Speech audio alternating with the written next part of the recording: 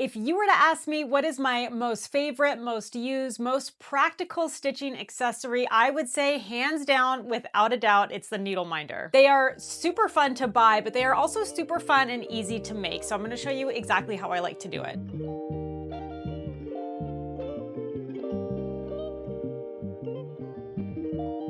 Hey everyone, I'm Jackie from Adam Hart Cross Stitch, and today we are talking needle minders. They are without a doubt my most favorite stitching accessory. I don't think I ever stitched without one. The concept here is super simple. It's basically some type of magnetic object. You put it on your fabric, you take a second magnet to attach it on the back so there's no pins piercing your fabric, and then you can take your needle and it will attached to your needle minder just like that. I love buying needle minders. There are so many cute ones out there for really any type of like niche hobbies or interests that you have. You can probably find a needle minder to match it. Needle minders have gotten super popular in recent years, so they are pretty easy to find these days. But I also have a lot of fun making them myself at home. So I want to show you how to do it step by step. One of the things I like to do now is I will collect enamel pins. So if I'm traveling on vacation, wherever, if I see a cute pin somewhere, I'll go ahead and pick it up. I let them collect and then I'll just use them all to make needle minders out of. So I've got some tried and true materials that we're gonna make needle minders out of, but I've also got some other things to experiment with. So let's go ahead and jump right in. So first up on our list of supplies, you're gonna need whatever object you wanna use to make into a needle minder. Now, probably the most common ones you'll see are folks that use enamel pins, like these two I have here. We will need to remove the backing, but I will show you that. And I also want to do some experimentation here with some other objects. I have these cute little like vials, which one I thought make for like really cute mini ort jars. So this one I already stuffed with some leftover thread bits. And I have another empty one, which I don't know, I just thought this would be cute, especially if you're traveling to stick onto a project and then be able to kind of stuff your little thread bits in there. I also have a needle holder. So this one I was thinking more for practical reasons. It'd be nice to just attach a magnet to it and then I can stick it onto my cross stitch stand, which is metal, so it is magnetic, which is nice. But then also maybe attach it to my work if I'm trying to keep my needles handy. So I'm gonna see how that works out. It might be a little bit too heavy for the fabric, but again, we're experimenting here. I also have these clips that I use for sewing. These are like a larger size one, and I thought this would be really nice to be able to attach to my fabric or my stand and be able to clip like a paper pattern up on there, especially for traveling. And then the last little object I have is just a little heart that I stitched on plastic canvas. I thought this would be really cute. Other really popular options for objects to use are cute buttons or maybe even like little figurines. So one thing you just want to be mindful of is it thin enough that the needle is going to stick to the top? And is it going to be so heavy that it weighs your fabric down? Like I said, this is an object that is probably too heavy. It's going to weigh my fabric down too much, but I like the idea of having this and just sticking it directly onto my stand. In the case of these little bottles, I think because there's so much space between the front and the back, I don't think that a needle will nicely attach to these, but my plan is to test it out and then maybe attach a second magnet to the front side to set the needle on. So there's some options. You can get really creative with this. There's no right or wrong way to do it. The next thing you're gonna need, obviously, are magnets. I like to use two different size magnets. I like to use these small, thicker ones on the object itself. These I find are like really nice and strong. And then I like to use these ones that are a little bit thinner, a little bit wider to actually attach to the back of the fabric. This is just my personal preference from making a bunch of these over the years. And I will link and show you the info for the exact magnets that I buy. One thing I do want to note is you want to look specifically for neodymium magnets. I have no idea if I'm saying that right, so I will also be sure to include that on the screen here. But those types of magnets are gonna have the strength that you're looking for. And when I say, personal preference for magnet sizes for the backing, these are 3 different needle minders I have at home. You can see they all have a little bit variation in the size of the magnets. So again, the ones I use are just the ones that I have found to be like my personal preference. The next most important thing you're gonna need is some industrial strength glue for attaching your magnets to your needle minder object. The one I recommend is E6000. Now, this is industrial strength, so you need to be careful when you use it that you're working in a well-ventilated area. Outside is most preferable. Now, this one I have is really big and can be a little bit annoying to work with. They have smaller tubes that have like a pointed applicator tip. If you can find that one, get that one. It's so much easier to work with. But I have this giant one and I'm not going to waste it, so this is the one I'll be using. But I really do recommend the kind that have the applicator tip at the end. It is way, way easier. Now, if you are working with enamel pins, you are going to want to remove the pin backs. All pins are a little bit different, so I'll usually have a couple of different tools on hand, but you just want something nice and strong to try and remove that backing. And when you're removing pin backings, you do want to get the back as flat as possible. So if there is any like residual glue or anything, a file can also come in handy. The last thing I want to show you, and this is not something you need, but I always get asked about it. So I was making needle minders for a good while for my business, and I found it really nice to have, they're just 12 by 12 steel sheets. I got these at the hardware store pre-cut. They were not expensive. And I really like using these because your magnets just stick to them. It makes it really easy to glue them and they're not going to move around on you. So if you're really into making needle minders, I think it's worthwhile to pick one of these up. But this is not a needed tool, just something you're going to see me use in the video. So if you're using enamel pins, we basically want to remove this backing. Now, usually these are all a little bit different, but I kind of just like to start with a pair of flush cut pliers and just try to get in there as well as I can. Just remember to be careful. All right. So, one of the tricks here is instead of just like cutting straight through the pin, you really want to try to get this whole flat part that's attached. So that's one down, one to go. And you can see I'm leaving these protective pin sheaths on so that I don't stab myself.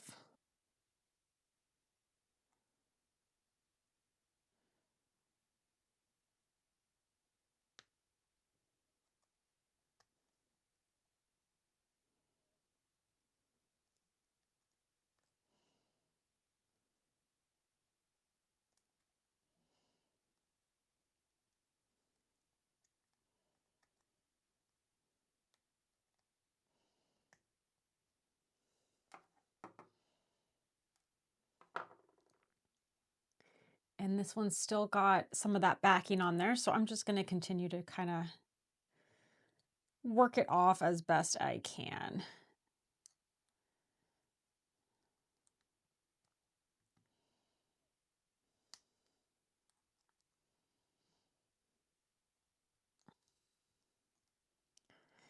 And the flatter you can get it, the better, because usually these are going to be right in the middle, which is where you want your magnet to go. So you really do want it to be as flat as possible.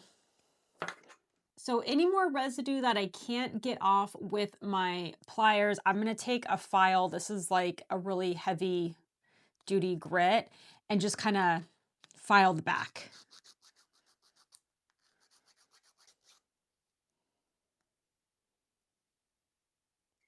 That's really what you're looking for. It's nice, it's completely flat, there's no snags when I rub my finger.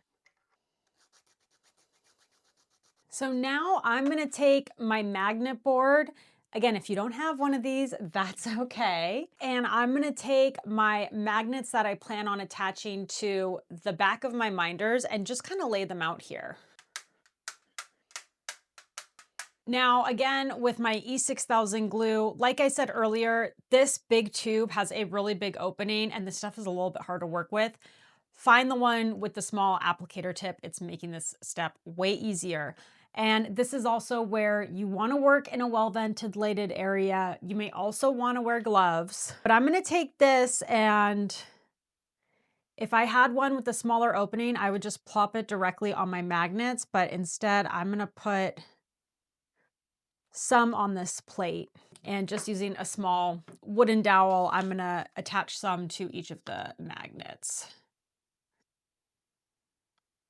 And you don't, need a whole lot.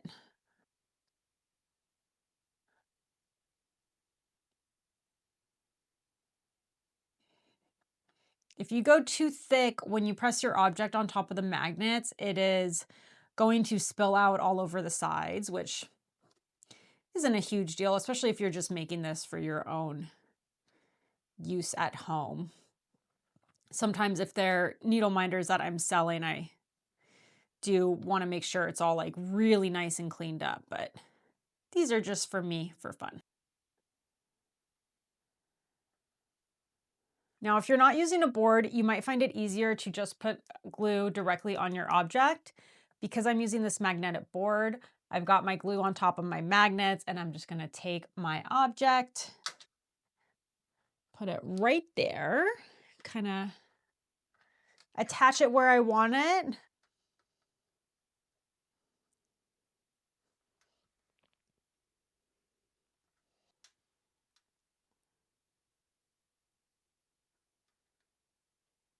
Like to press down nice and firm.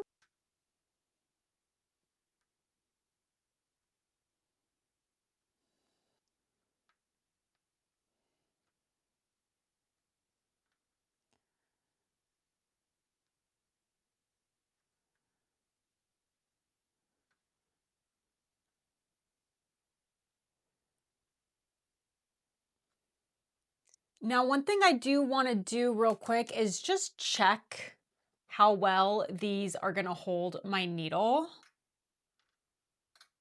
Ooh, that one's nice and strong.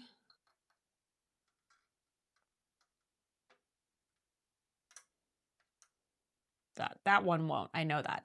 So these all are actually great. Like I said at the beginning of the video, I was thinking that these were maybe gonna be a little too thick to be able to really securely hold a needle. It does kind of attach, but not as secure as I would like it to. So I'm gonna go ahead and add another little magnet to the top of these as well. So, with magnets, if you put the two wrong sides together, they push themselves apart. So I just wanna make sure I'm putting the right side on the top.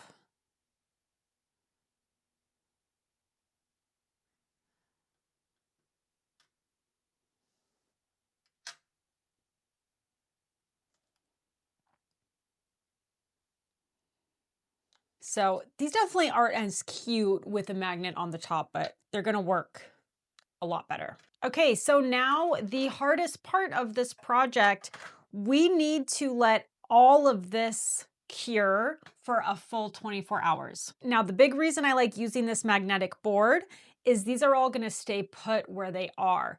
If you're not using a magnetic surface and you're doing multiple needle minders, just keep in mind you want to place them very far apart from each other on your table. Because what's going to happen is they're slowly going to creep together and it can cause the magnet to like slip off the back until that glue is fully cured. So I will come back in 24 hours and we'll finish this project. All right, I am back. It is the next day. I let all of this cure overnight. So we're going to test everything out, see how it worked.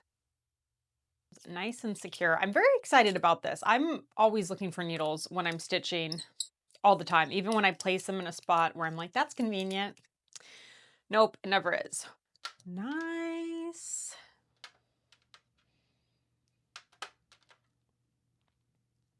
Everything's pretty nice and centered, which is great. Love how these worked out. Perfect. Okay, let's put everything on the fabric. So I use a Lowry stand. So first up with this one, we're not going to need a backing piece because my plan always was something kind of like that.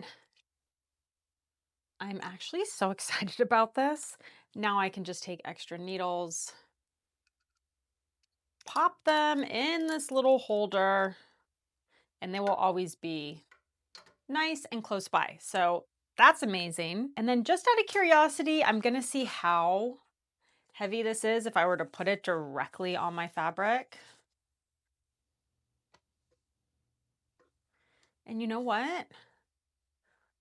It's actually not that bad. I could probably just attach this directly to my fabric. So that's super nice. Set it right there for now. I mentioned earlier in the video, but I like to use, I think these are 10 by 3 millimeter magnets for my actual minder.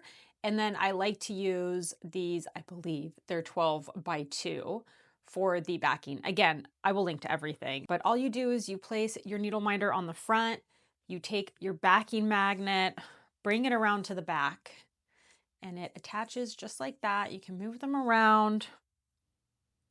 And then it's just magic, your needle sticks right to it, which is great. And I'll show you real quick what the backing looks like. So that's it attached from the back. Again, I just like these ones that are a little bit flatter and wider just for that coverage along the back. I feel like they stick the best. Also very excited about this mini Ort jar concept. So the concept with these, there's a magnet on top that you can stick your needle to.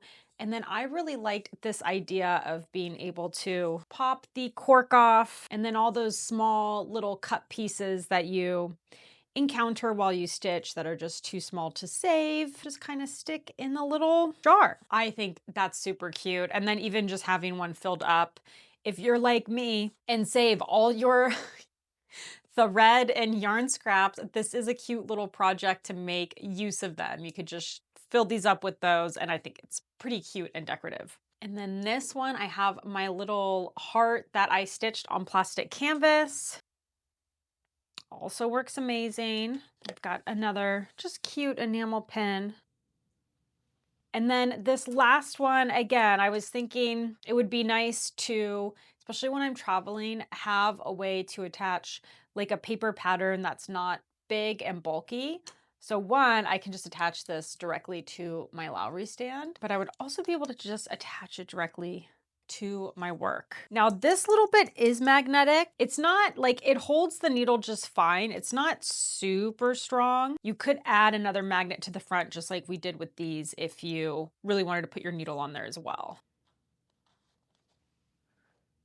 Yeah, I mean, it's not going to be like the most convenient thing, but again, I feel like when I'm traveling, I'm really gonna like that. So this was a fun little experiment. Again, I think using enamel pins really is the most common, and now these are just something I look for whenever I go to a cute little store or I'm traveling. I've always got my eye out for enamel pins. So these are really fun to collect and turn into needle minders. And of course, you can get creative with other objects and just sticking a magnet to it and seeing kind of what works, what's going to be useful, practical, cute. And then using plastic canvas, you can even stitch your own small little cute things and turn those into needle minders as well. Thank you so much for watching and spending some time hanging out with me doing a little DIY project. If you haven't tried using needle minders yet, I hope this video really gave the push for you to go ahead and pick a few up, because I'm telling you, they are so simple but so amazing. If you're already a lover of needle minders but hadn't tried making them on your own yet, I hope this video gave you a little bit of inspiration to tackle it, but I will warn you, it can be a little bit addictive, so fair warning. If you enjoyed watching this video, want to see more crafting and cross-stitch content, please consider subscribing to my channel, liking this video, and even leaving a comment. It really helps support me so I can continue putting content out like this each and every week. Once again, I'm Jackie from Adam Hart Cross Stitch. Thank you so much for watching, and until next time, happy stitching.